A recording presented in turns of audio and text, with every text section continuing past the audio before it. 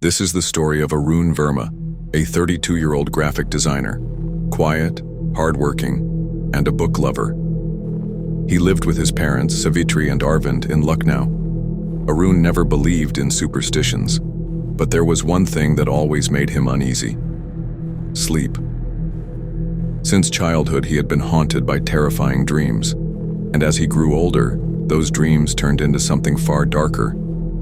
Aaron had a habit of writing in his diary, and it's from those very pages that this story has been pieced together. This is the story of his sleep paralysis experience. It was a cold night in January. Aaron had just finished an office project and lay down on his bed around 2:30 a.m. Exhaustion pulled him into sleep almost instantly, but at 3:10 a.m. his eyes snapped open. The ceiling fan was spinning. The streetlight outside leaked in through the window. Everything seemed normal, except for one thing: his body would not move. He tried to scream, but no sound came out.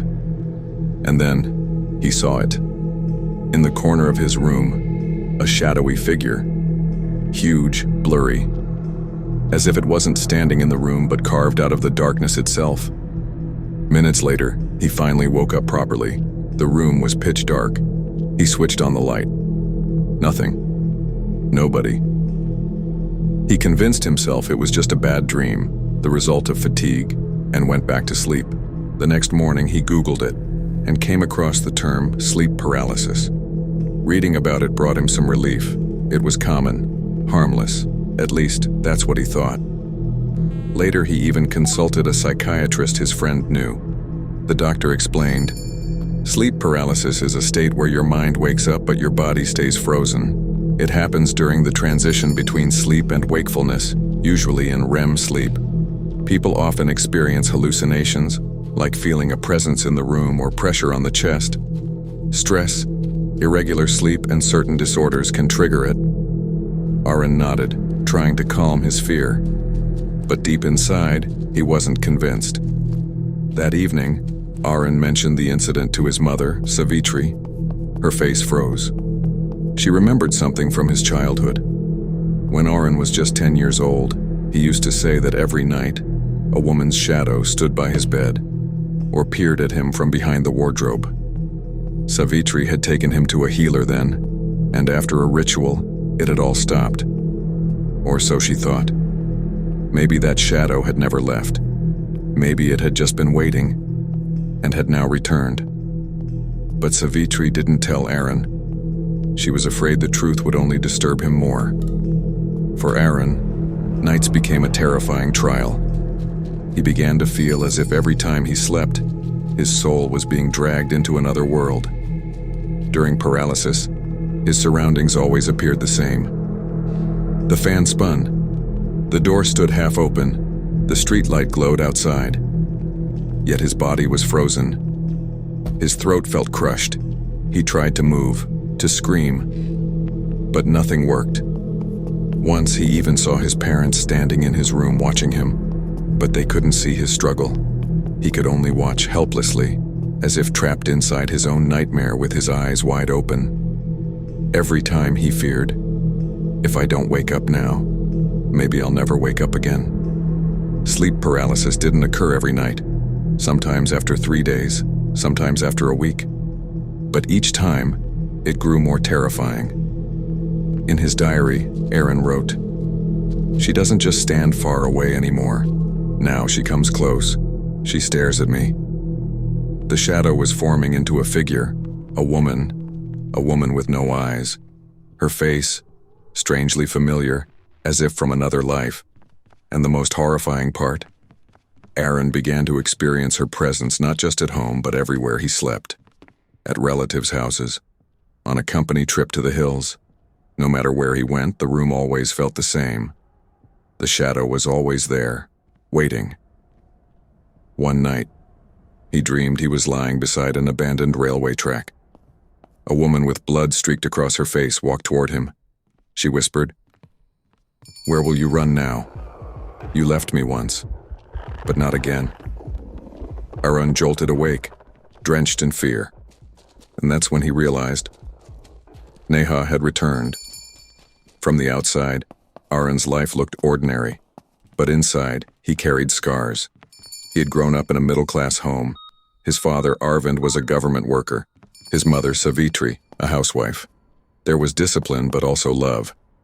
Arun had always been serious, preferring books over games.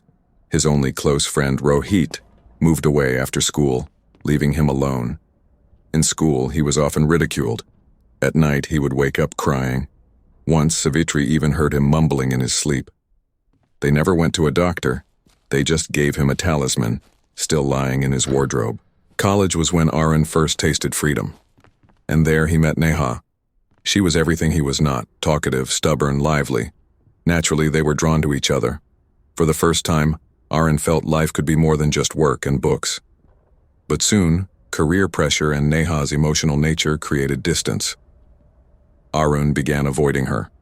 Their last meeting was at a birthday party. Neha had asked him, "Arun, you'll never leave me, right?" Arun had laughed it off, without answering. Days later, he stopped talking to her altogether. He avoided her, made excuses. And then, Neha broke. Within months, the news came. She had ended her life. Arun buried the guilt, told himself it was her weakness. He moved on. But now when that shadow sat on his chest, when that eyeless face leaned closer, he knew. It was her. His paralysis grew worse. No longer just once in a while, but almost every night. Sometimes he felt himself suffocating. Sometimes as if his soul was being ripped from his body. He couldn't work, couldn't eat. His eyes sank, his temper grew short. His parents grew desperate, doctors, neurologists, psychologists. Every report came back normal. They tried priests, rituals, temples. Nothing changed. Arun became hollow. Every shadow terrified him. Reflections in mirrors, corners of balconies, everywhere he saw her. Neha. He tried to fight, forced himself awake. But every time he failed. One night the smell of something burning spread through the house. When they looked through the window, Arun was lying on the bed. His body twisted, as if wrenched by unseen hands. By morning, Arvind broke open the door. Arun was dead. His face blackened, his eyes wide open. Beside him lay his diary. The last line read, "I know now. This was never an illness. It was her return." Arun's story tells us something chilling. Sometimes what we dismiss as dreams, illusions, or weakness are in fact shadows of the choices we've made. Sometimes sleep paralysis isn't just a medical condition. Sometimes it's a doorway to the world of those who wait. Wait for you to close your eyes. Wait for you to surrender. If you liked this story, don't forget to subscribe. Follow us on Instagram and Facebook. And yes, friends, don't forget to hit that subscribe button.